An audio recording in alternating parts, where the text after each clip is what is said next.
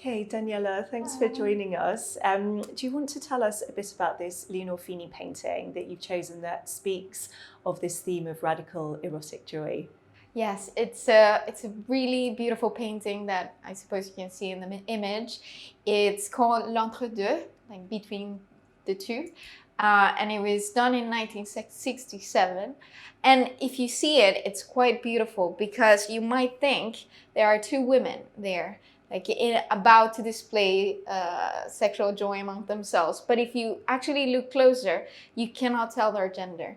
They're quite like two androgynous figures. And it's quite suggestive because what I like about it is that they're not completely nude. And I think for Leonor Fini, that the fact that wearing different clothes and drapes increases the sensuality and the eroticism instead of emphasizing in this nudity or visual display, but rather it's a hint of what is about to happen. It's interesting, isn't it? Because it's in some ways it's so explicit when you first look at it because of the staging of the figures, the suggestion of oral sex between them. But then, as you say, in some ways it's less explicit, isn't it, with the clothes and this more covert sensuality. Am I right that this was contained in its display, or it was considered too sexual and too explicit for certain types of display in a museum? Yes, so it was displayed the year after in an exhibition about erotic art. And it was interesting because the whole exhibition was about erotic art and it was curated by two sexologists. So you might assume that this is the type of work they're expecting. But instead, they thought it was too provoking, and so it had to be contained and isolated in a room of their own. And I wonder why they thought it was so provoking. And maybe it's precisely because it's suggestive. It's something that leaves a lot to the imagination, and definitely it makes you think about like this nuances of genders in between, and it's about display of joy and enjoy the pleasures of oral sex without any type of limitation. And you can see their faces; they're quite joyful and relaxed. In other paintings that she did around a similar time, like the blind ones, you see them in the act of having sex, but then their faces are quite distorted. Maybe they're having an orgasm at that point, so the faces are quite different. Whereas this one's, there's like this suggestiveness of the joy between that act without that necessarily explicitness of it, which I found that might not have been too dangerous to show, but at the end it was considered too provoking. Do you think Fini was going against certain conventions of her time about what was considered to be appropriate for a female artist to deal with?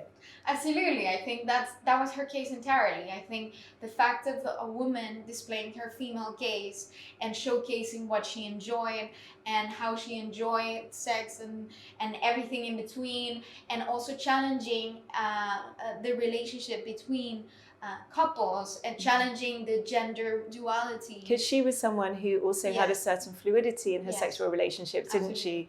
So that was something that was... She had several partners at the same time. She explored with women, men, two men at the same time. I think she was never bound by a specific idea or version of how you should behave sexually and socially speaking. She never settled into anything. So in a way, in her own life, she behaved in this performative act herself, and she was definitely challenging that through her paintings and through herself in her own life as well, which I found quite beautiful. I think there's always some thought-provoking of a woman looking and a woman expressing what she feels and what she enjoys, something that the art history has always quite rejected. When it's done by a man, it's understandable, and it's usually quite manifest. Whereas this is quite suggestive. It's quite I don't know, hidden, and that suggestiveness, I don't know, is what makes it so thought-provoking from my perspective.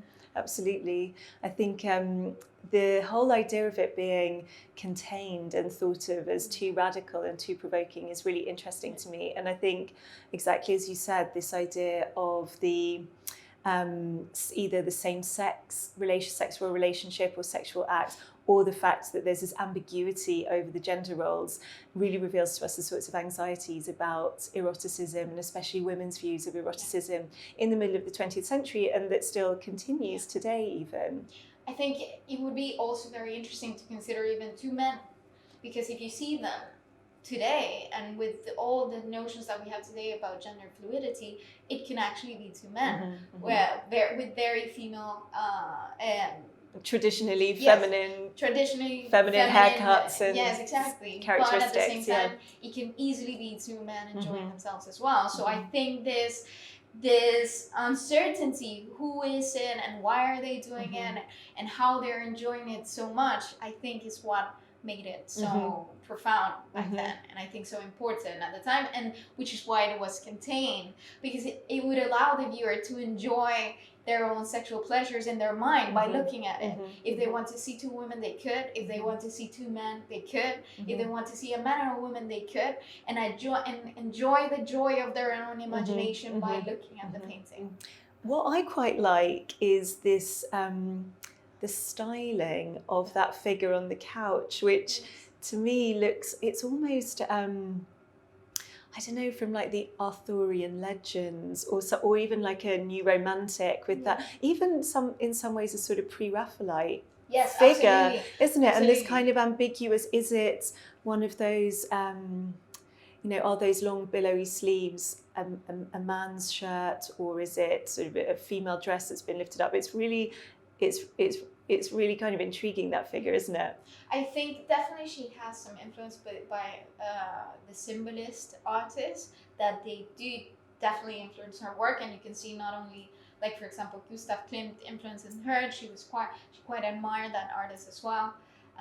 But I think the nuance of the gender is what makes it interesting, because you said like it can be a man lying down with this pompous sleeve, which is beautiful at the same time, but at the same time it could be definitely a woman, and if you see it for the first time, it looks like two women. So I think the uncertainty is what makes it really destabilizing, which also kind of adds to the eroticism of it, doesn't it? That thing of the uncertainty. And I think it makes such a wonderful contrast to the traditional images of sexuality that we've been conditioned with in the mainstream, where everything is either very straightforwardly explicit and easily readable, predominantly heterosexual and heteronormative, or goes in the other way where it is explicitly homoerotic, but there's something in between, I think, speaks to like a whole range of possibilities for us understanding a whole host of erotic sensibilities for looking at art as well.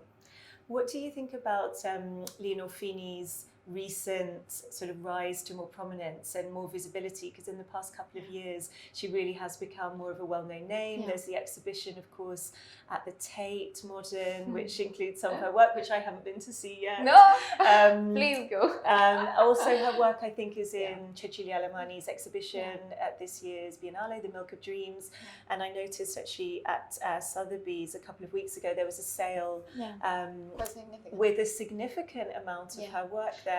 This painting in particular was sold like 20% above the expected price range. I think for several reasons. I think the art market is correcting itself and giving the opportunity to so many women to actually have their place in history and what they deserve.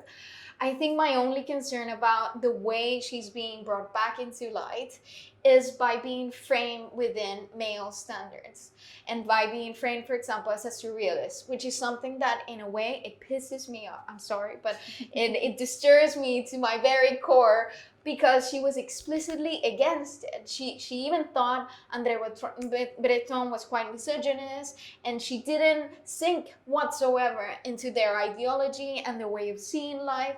And so for me, it's an oversimplification of her work to try to place place it within the surrealist framework, which is why I'm so rejectful to the exhibition at the Tate. Right. Because again, it's just, even though they say at the Tate she rejected being a surrealist, so why are you including her in that particular exhibition that is trying to absorb a particular perspective just to narrow it down? And I think simplify it. And this is why I feel like it's really interesting that she's coming back to the surface, but she needs to definitely be reread, because I think her contributions to art history are hidden precisely because she's just being read as a surrealist. So in a way, she also not only breaks gender conventions and the images that she creates, but also these stylistic conventions that we've been used to reading and interpreting art history through. So absolutely, I think it hasn't nothing. Well, although she tackles surrealist themes like the unconscious and the dream and mythologies and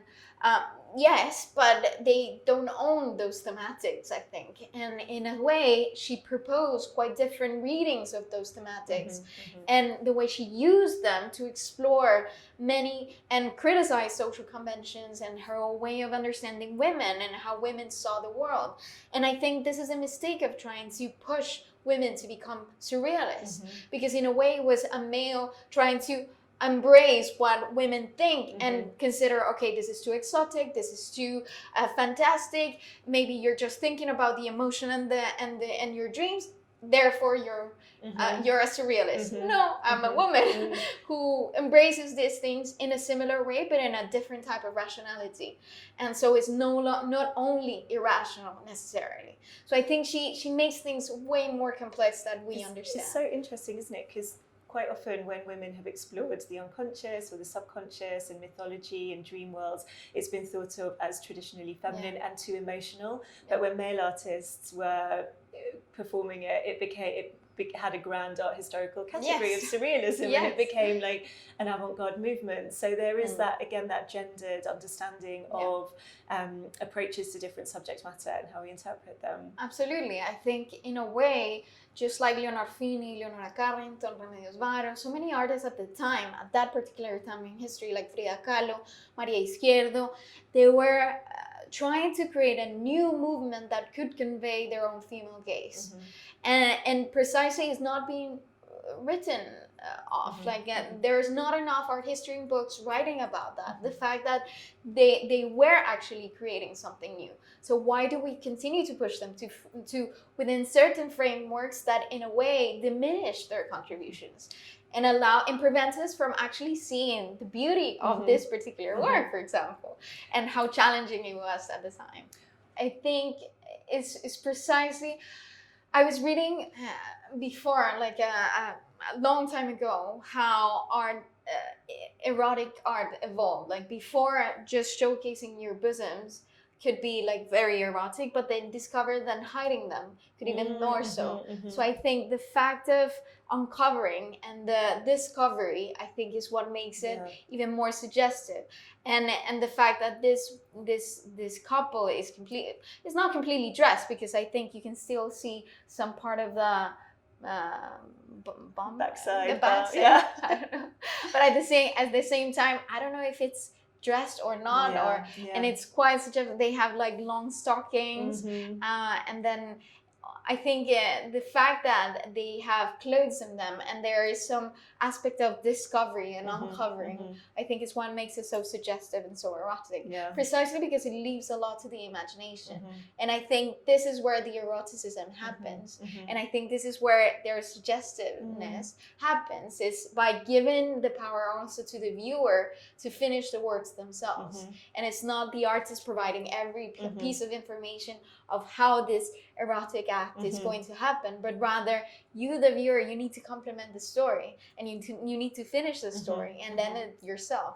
And I think this is why it was so thought-provoking. One last question I had was, do you think that this is in real contrast to the male artists who were operating at the time and their visions of eroticism? We try to tie her into this category of the mid-20th century surrealist movement, but they dealt with eroticism in very different ways, didn't they? Maybe much more centered on a heterosexual arrangement of male fantasy of female body. And so do you see this as disturbing, that tradition within the surrealist framework. Yes, absolutely. I think you can see a lot of, well, Dali, who was actually a friend of hers, and they were very close. You could see the differences and quite explicit and suggestive, and was Dali and his work, and even the use of nudity that was there to the display, the evident display, as if it was the porn at the time, very quite explicit that you can see and enjoy right there and then. But I think the fact that this is somehow masked, that you need to uncover like layers of an onion, and you need to build a narrative yourself, I think is why it makes it. So that's interesting. Maybe this more female-centered approach is one that involves both the intellect as well as the eye. So it's not just about satisfying the gaze and the eye immediately, but you have this narrative and intellectual path that contributes to the erotic content. That's Absolutely, really I haven't thought about it before, but I think it's precisely interesting how, I don't know if this is something that women do and men don't, I don't know, but this build-up of a narrative in between that is not immediately satisfied, but it's a story that is being played in order to achieve a certain climax. And I think what is wonderful about this painting is that you're about to see that climax, but in a way you need to fill up all these elements of the narrative in between in order to enjoy it and embrace it and discover it yourself. So I think those layers, it's interesting in the way you read the work.